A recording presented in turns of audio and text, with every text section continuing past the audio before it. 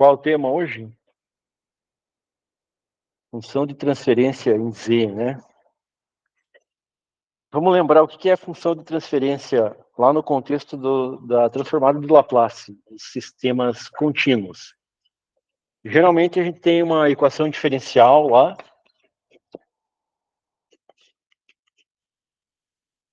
Diferencial. Ou uma resposta ao impulso, né? E a partir disso a gente consegue determinar a função de transferência, HDS, né? Qualquer um desses dois aqui nos dá um HDS. Da equação diferencial, vocês lembram como que chega na função de transferência em S?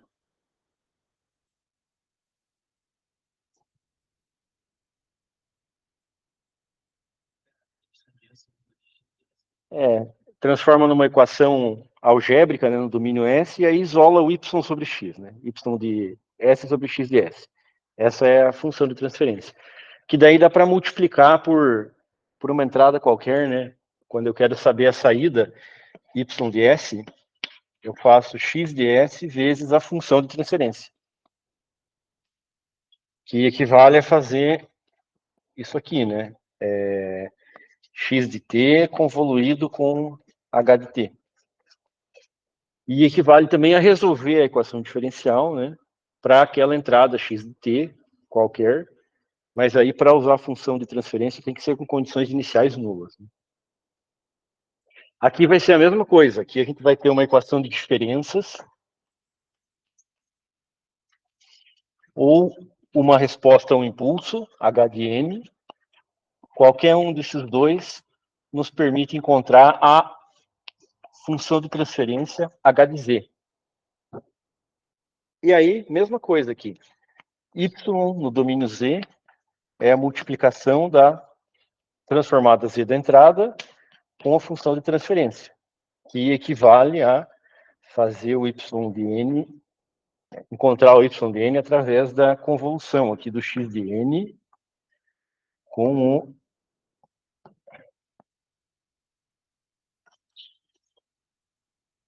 H de N. Que equivale também a resolver a equação de diferenças aqui para entrada X de N que eu quiser, né? Mas com condições iniciais nulas. Vamos fazer um exemplo lá de Laplace, para relembrar aqui. Eu vou partir de uma equação diferencial e quero encontrar a função de transferência. Aí a gente vai encontrar a resposta a uma determinada entrada. Aqui é a nossa equação diferencial. Primeira ordem, bem simples. E aí, como é que a gente acha a função de transferência desse sistema aqui? Podia ter dado uma resposta ao impulso, né? Aí era só fazer a transformada de Laplace da resposta ao impulso que eu tinha a resposta à função de transferência. Mas eu dei a equação diferencial. Como é que a gente faz, hein? Transforma para o domínio S, né? Isso aqui vira o quê? Y de S, isso aqui X de S, e isso aqui? SY de S. Aí eu quero isolar o Y sobre X, então eu vou botar o Y todo mundo desse lado aqui. Já vou deixar o Y em evidência aqui. 1 menos 1 mais S, né? Igual a X de S. Então, se eu for fazer Y sobre X, que já é o meu H de S, já é a função de transferência,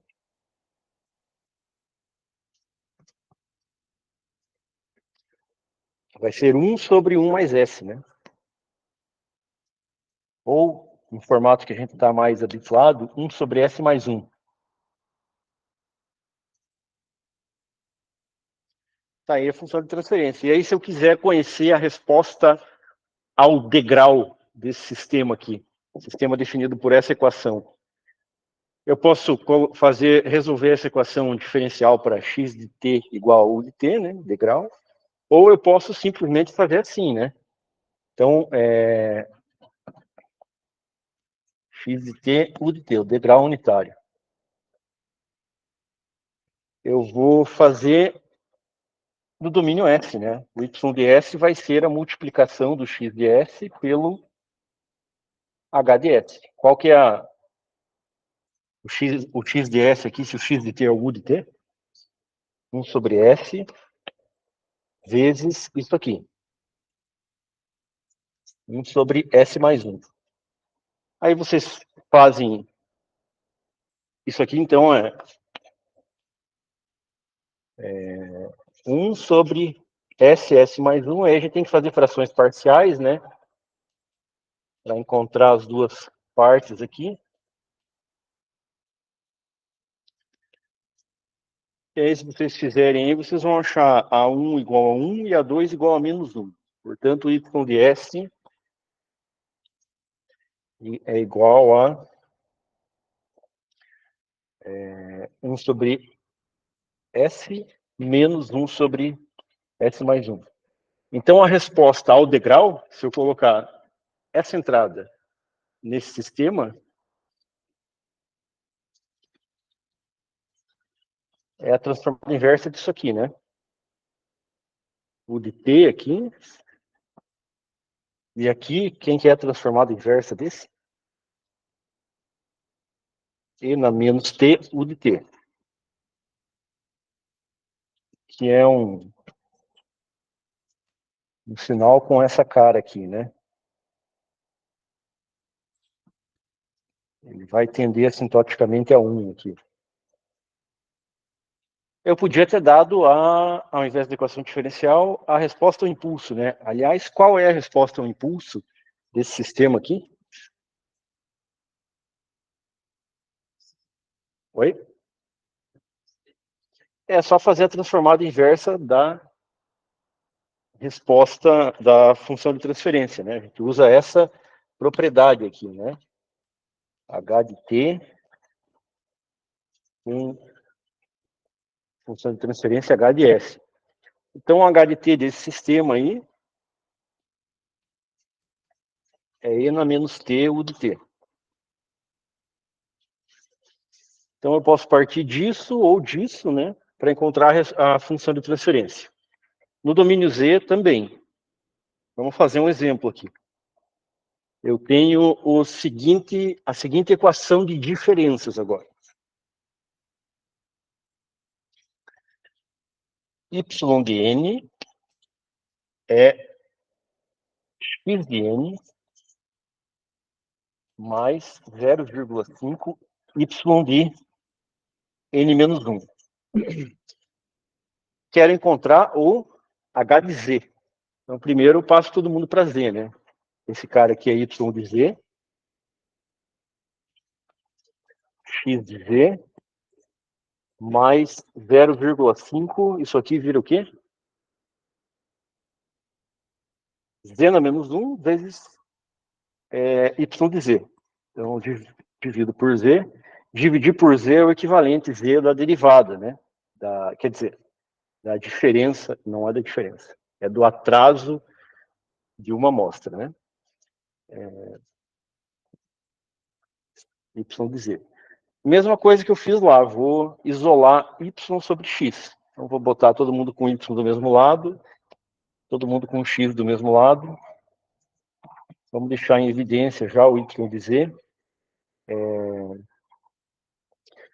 1 menos 0,5 sobre z.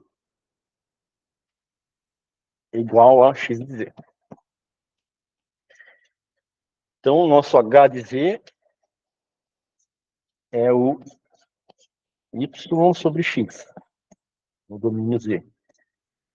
1 sobre 1 menos 0,5z.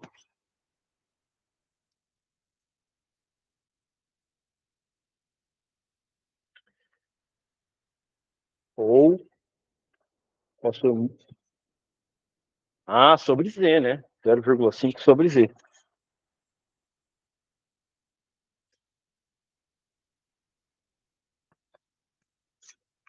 Sobre z. Se eu multiplicar todo mundo por z,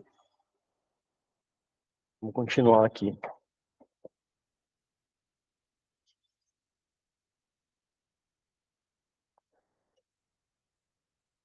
o nosso H de Z ali vai ser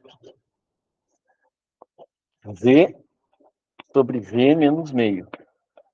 Essa é a função de transferência. Já dá para encontrar a resposta ao impulso, né, pela transformada inversa. E também vale, tem algo análogo aqui no domínio Z, que é resposta ao impulso, tem transformada Z, função de transferência. Então, a resposta ao impulso aqui vai ser como? Qual que é a transformada inversa desse cara aqui? Meio elevado a n, u de n. Então, é uma exponencial decrescente, né? Menos 1, 0, 1, 2, 3, 4, 5. Então, aqui vale 0, aqui vale 1, aqui vale meio, aqui vale 0,25, aqui vale 0,125 e vai decaindo exponencialmente, né? Aqui.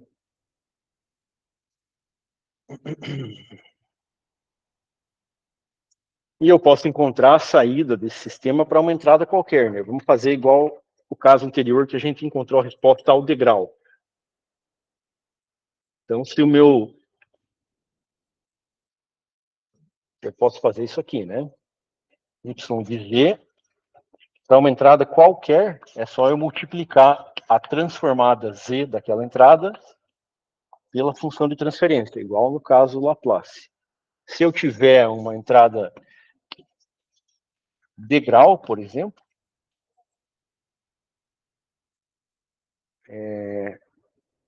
qual que é a transformada Z do degrau? Z sobre Z menos 1. Então, a saída aqui é Z sobre Z menos 1 vezes Z sobre Z menos meio. Nós vamos colocar aqui, ó, Z ao quadrado sobre Z menos 1, Z menos meio.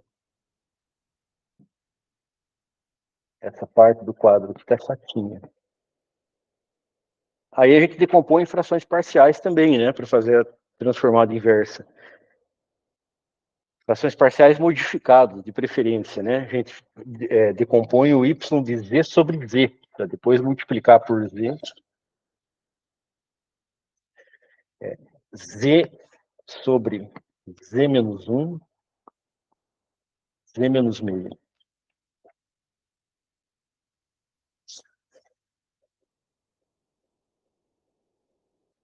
Para a gente não ter que fazer aqui a decomposição, já vou dar o resultado.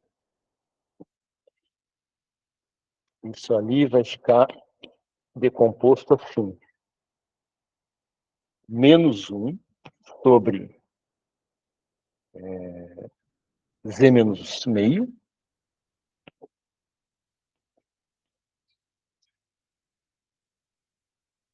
mais 2 sobre z menos 1.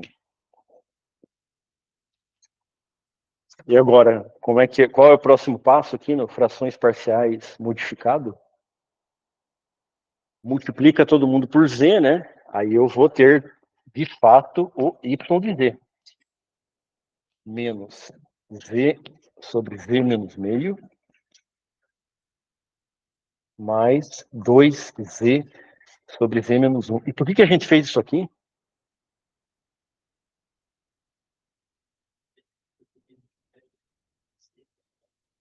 Porque isso aqui é tabelado, né?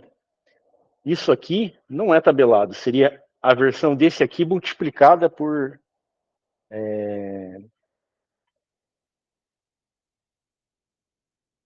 z na menos 1, né? Se a gente simplesmente for decompor aqui, a gente vai encontrar termos que não tem z no numerador. Aí tem que pegar funções tabeladas lá e fazer o atraso, né? Mas fica feio o resultado. Dá certo, mas fica todo mundo em função de n-1, né? Aqui não, vai ficar todo mundo em função de n. Então, o y de n é menos 0,5 e esse 0,5, esse menos aqui está fora, né? Tem alguém com o microfone aberto. 0,5 elevado a n. Esse menos aqui está aqui, né? Não diz respeito a essa constante aqui. O de n. Mais 2 vezes. Essa é a transformada do degrau, né? O de n.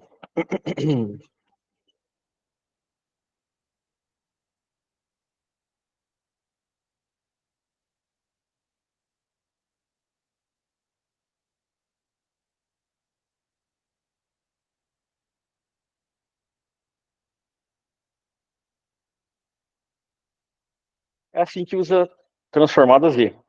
Então, a gente pode fazer uns exemplos. Quer dizer, assim que usa função de transferência em z, né? A gente pode pegar umas provas antigas aqui. Provas passadas.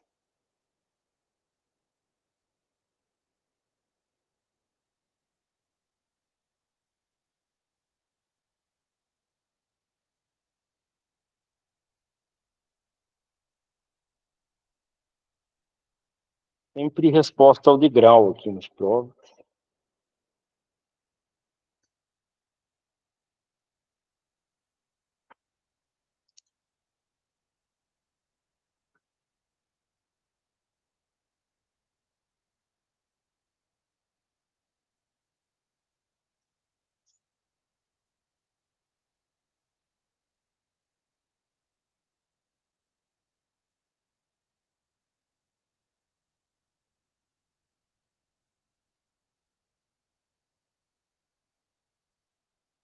Cada lista aqui de transformada Z. Então, a prova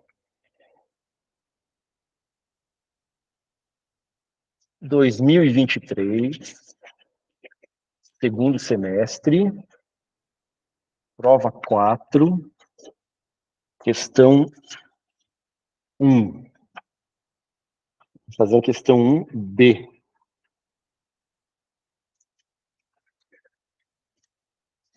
1B. É dado uma função de transferência de um determinado sistema. Z na menos 1, está com uma notação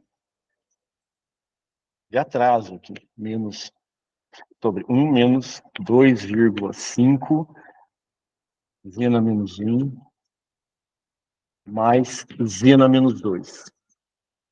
Que é a forma como vocês vão mais frequentemente encontrar funções de transferência em z por aí. Para colocar no formato que a gente está acostumado a tratar aqui na disciplina, que tem que fazer. Por z ao quadrado, né? Multiplica em cima e embaixo por z ao quadrado. Em cima, z, embaixo, z ao quadrado, menos 2,5z, mais 1. E na letra B, pergunta ali, determine a saída y de n obtida quando a entrada é o degrau unitário.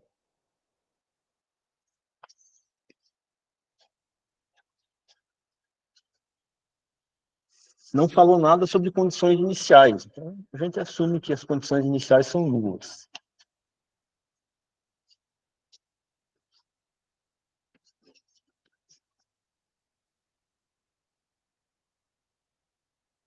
Acabamos de fazer um exemplo muito parecido, né?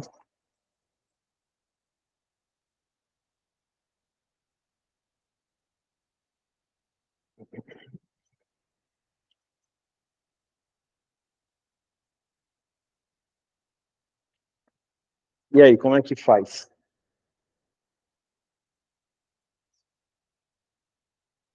Então, z sobre z menos 1, porque é a transformada do x de n, né? O x de z aqui é a transformada do degrau, que é z sobre z menos 1. Se fosse outro, a gente tem feito um monte de resposta ao degrau aqui, mas pode ser resposta a qualquer coisa, né? De preferência, coisas que estão tabeladas.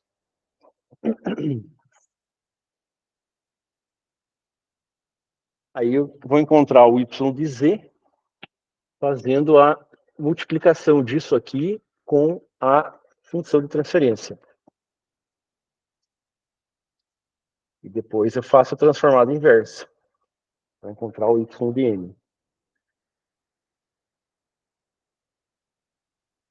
Então, temos ali z ao quadrado.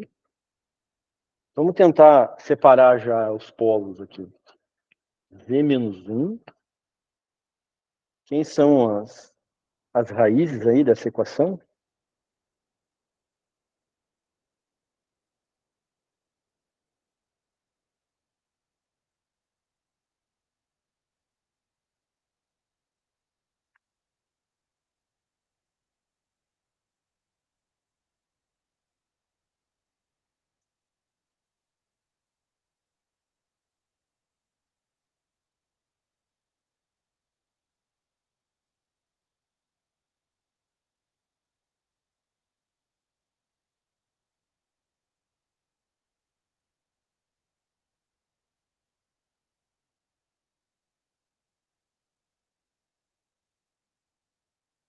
Dois e meio.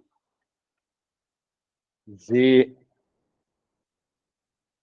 vai ser, então, z menos 2 e z mais meio.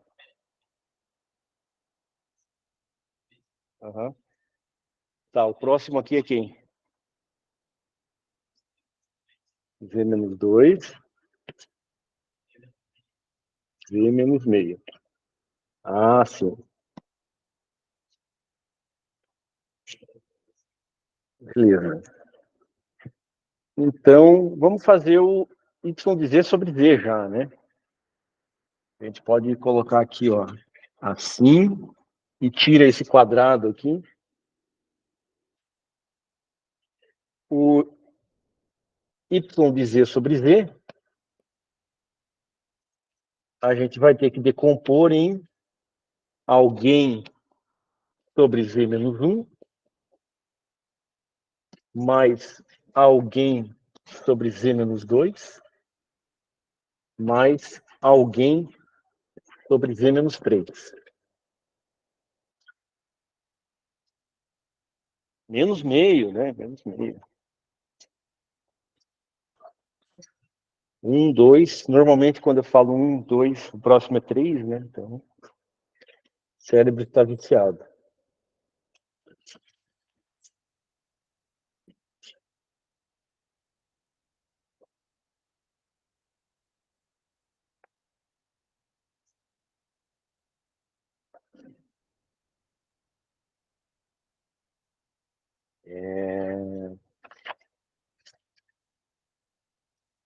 Já vou, precisamos, vocês sabem fazer frações parciais, né? Ou alguém quer que faça aqui esse aí?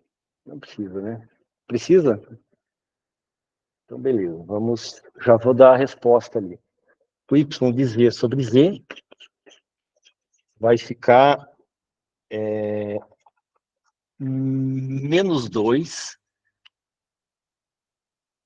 sobre z menos 1,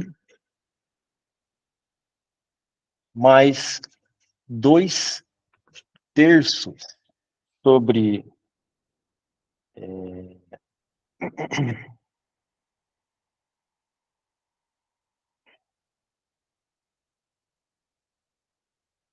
z menos meio, não está na mesma ordem, né? Mais 4 terços sobre z menos 2.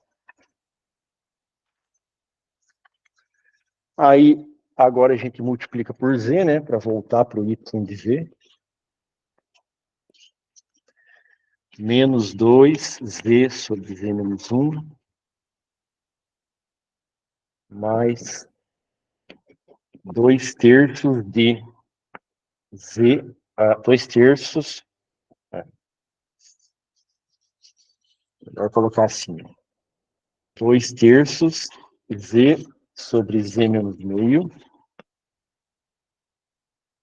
mais 4 terços z sobre z menos 2.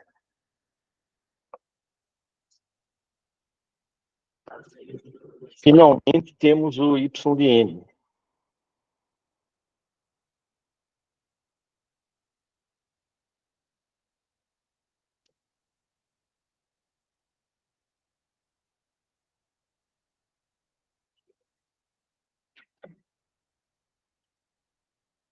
Aqui vai ficar menos 2 vezes o de n. Aqui vai ficar 2 terços vezes meio elevado a n, u de n.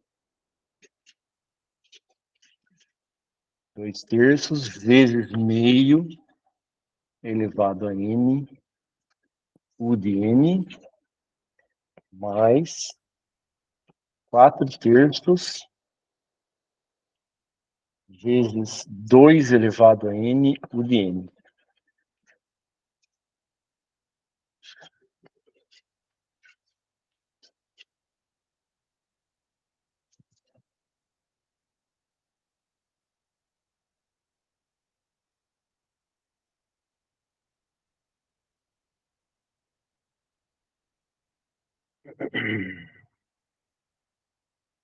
Tá bom, é um degrau, uma exponencial decrescente e uma exponencial crescente.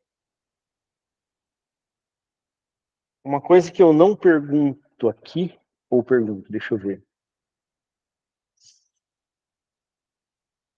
Não pergunto. É a resposta ao impulso.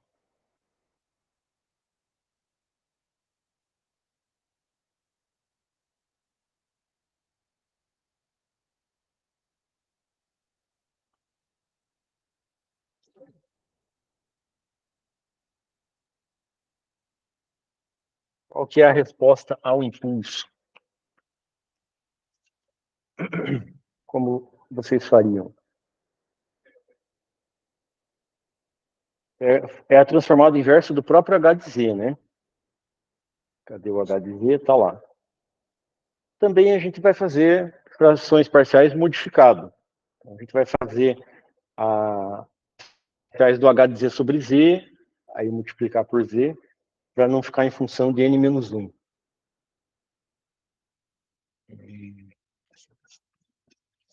H de Z sobre Z é 1 sobre Z ao quadrado menos 2,5Z mais 1.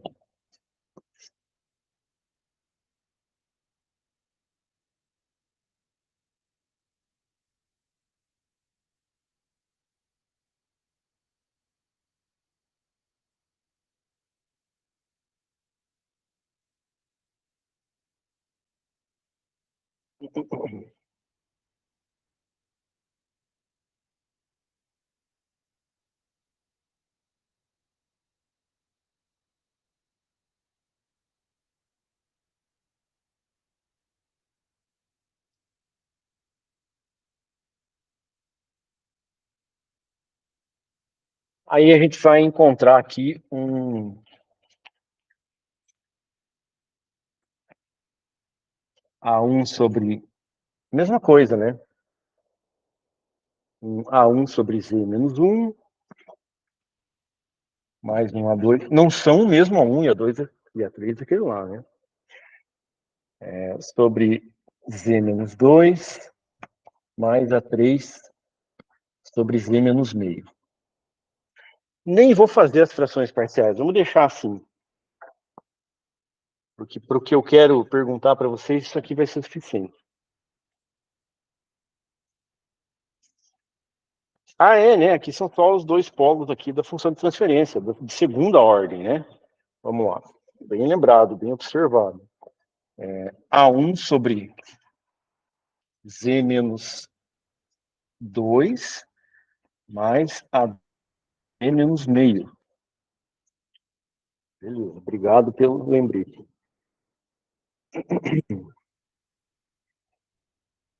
O H de Z, então, ele é decomposto assim, né? A1 vezes Z sobre Z menos 2 mais A2 sobre Z menos meio.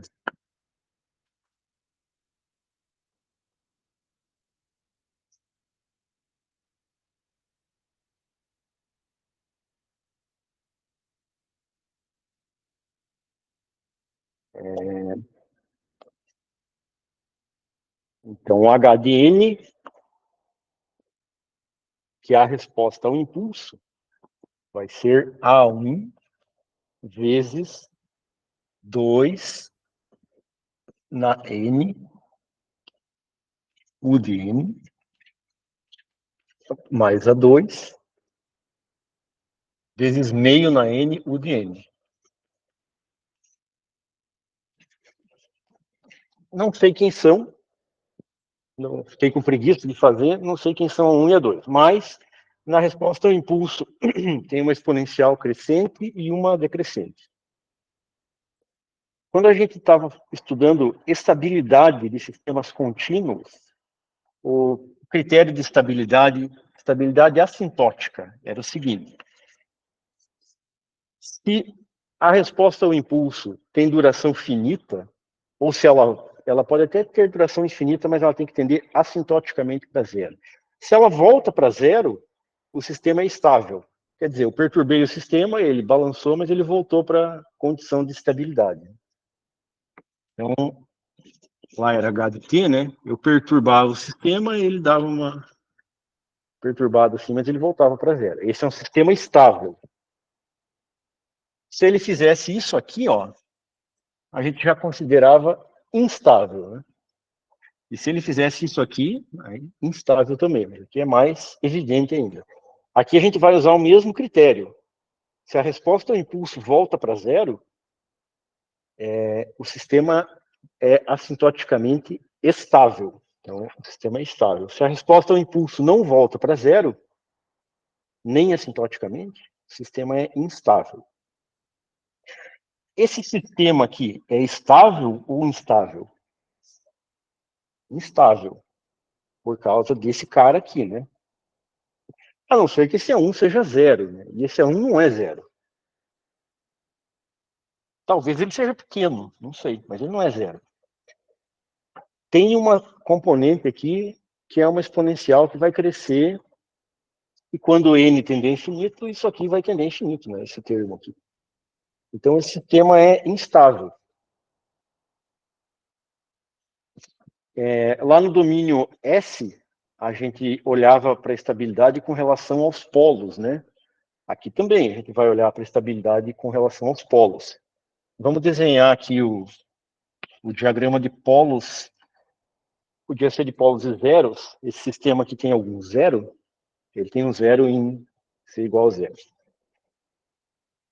Vamos desenhar os polos e zeros aqui, mas assim como nos sistemas contínuos, são os polos que determinam a, a estabilidade. Os zeros não influenciam.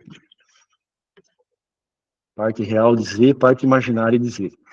Ele tem um polo. Onde estão os polos aqui? Em meio e em 2, né? Meio e 2 são os valores que fazem o denominador aqui ficar zero. Aí, portanto, aqui, né? Ali também. Portanto, o numerador vai para infinito. Valores de Z, o numerador não, a expressão toda vai para infinito. Vamos dizer que o 2 é aqui. Então, 1 é aqui e o meio é aqui. Aqui é o 1. Tem um zero aqui. Esse é o diagrama de polos e zeros. O fato de ele ser instável é culpa desse cara aqui? É culpa desse aqui, né? Os dois estão no semiplano direito, né? É diferente do transformado de Laplace. O que faz esse aqui ser instável? Ele é maior que 1, né?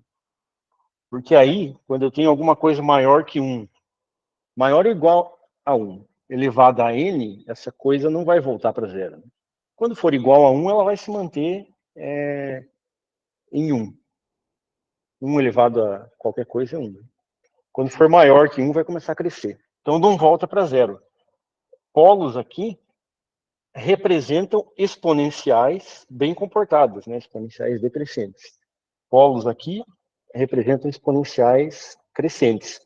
E em qualquer lugar aqui, dentro ou fora do círculo de raio unitário,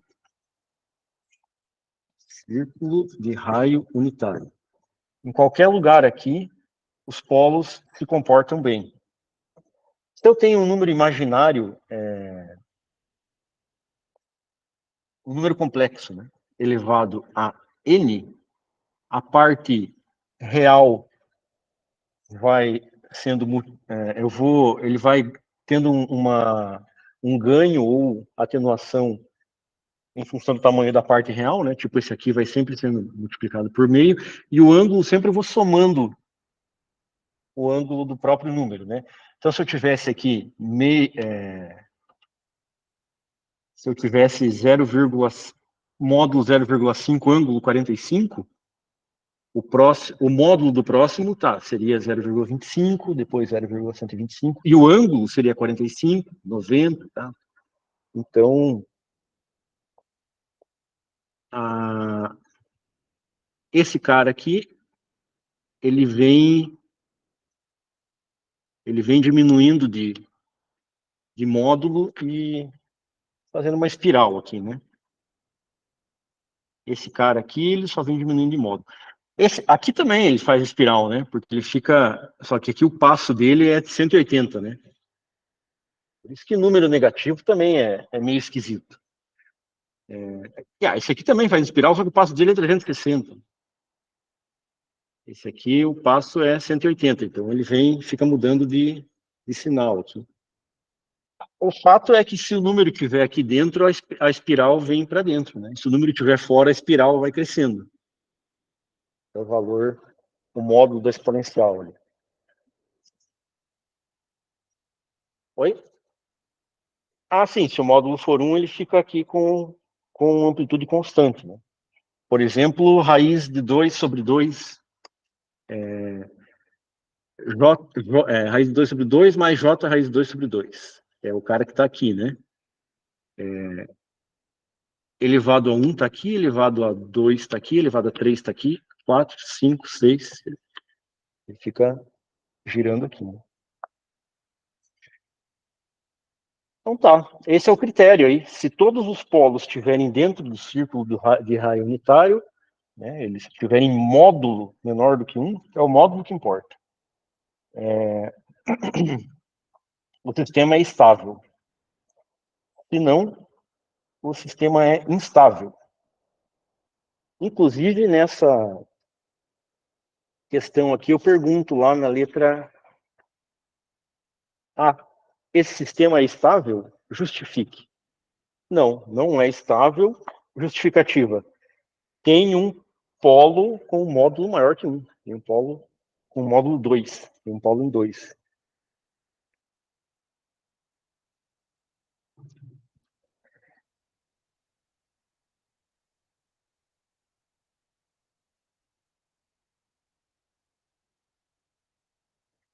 É isso aí. Estabilidade. Já cobrimos estabilidade. Falta só agora realização de sistemas discretos. A realização também a gente já viu. É fazer o diagrama em blocos lá e daí fazer a implementação computacional.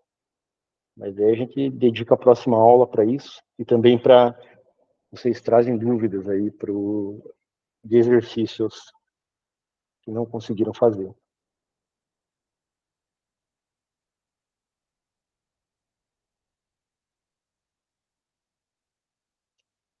Vamos fazer, falando nisso, né? Vamos fazer o diagrama em blocos desse sistema aqui.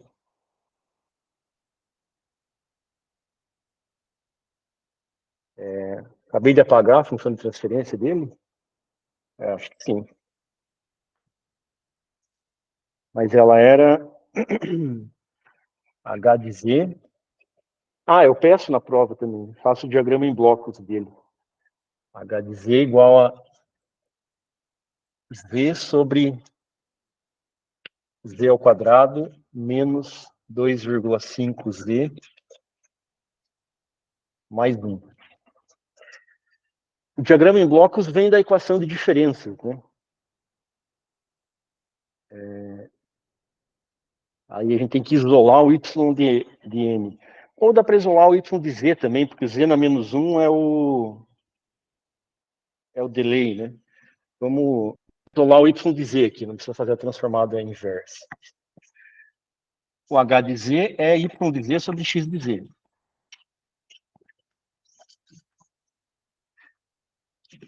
Então, z sobre z ao quadrado mais 2,5z mais 1.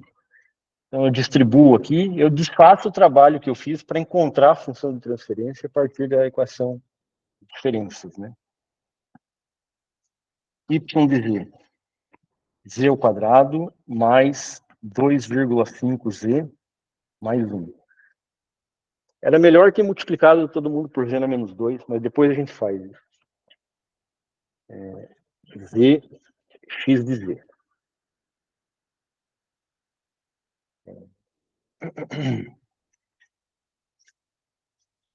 Y de z. Aqui eu posso passar os outros termos já para lá. Igual a zx de z menos 2,5z y de z. Menos ou mais? Menos, né? Mais, né? Era isso que você ia...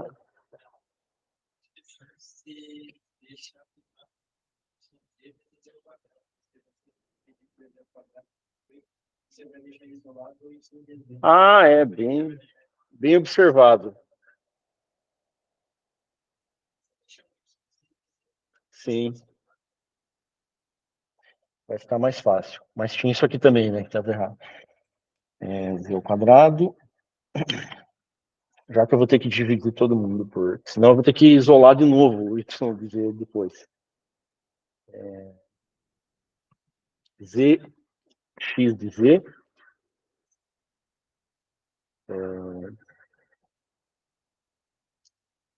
Mais 2,5z. Menos... Ah, não. 1 já foi.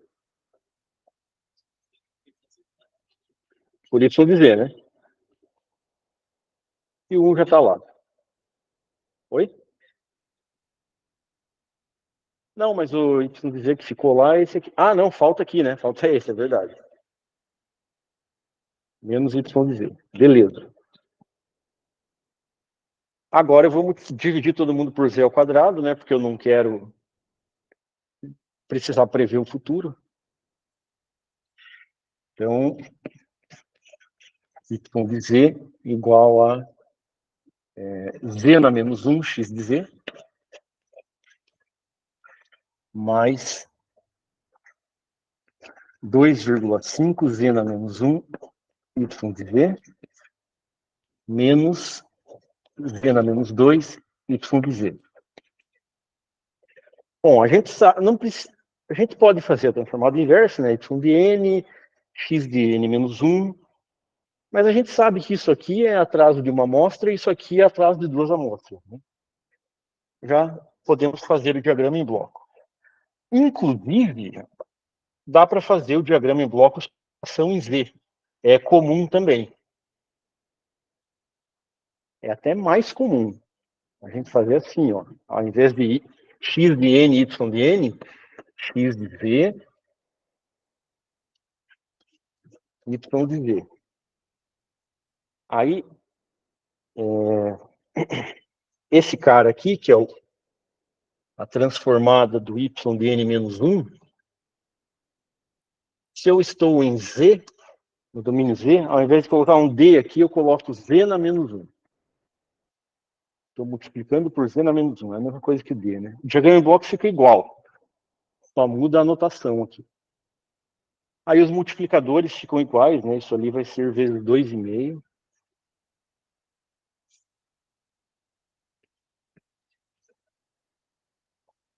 Eu não passei a lista de chamada, né? Eu passei.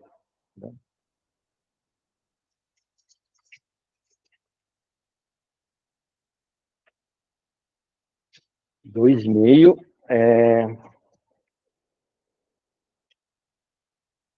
vai ter, com 2 atrasos, vezes menos 1.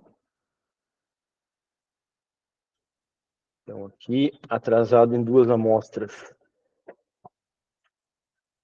vezes menos 1. Aí o x de z só tem ele atrasado em uma amostra, né? Vezes 1 mesmo. Então,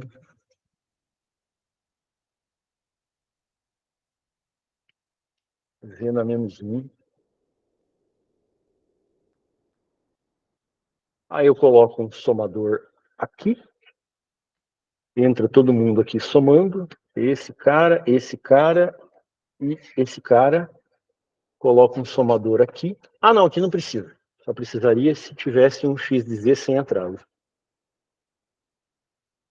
Vem para cá. Esse é o diagrama em blocos. Quer dizer que na hora de fazer a implementação computacional, né, eu vou pegando as amostras, eu tenho que ter uma variável aqui para guardar a entrada anterior, tenho que ter uma variável aqui para guardar a saída anterior, e tenho que ter uma variável para guardar a saída a 2 amostras atrás, porque eu sempre vou precisar dessas 3 para compor a saída atual. Se eu quero fazer um sistema que faz isso aqui, né? Depende do caso, né? Às vezes isso aqui é a função de transferência de uma planta, de um processo industrial, aí é dada. Mas essa pode ser a função de transferência do meu controlador. Aí eu quero implementar um sistema computacional que se comporta dessa forma aqui. Aí eu faço assim.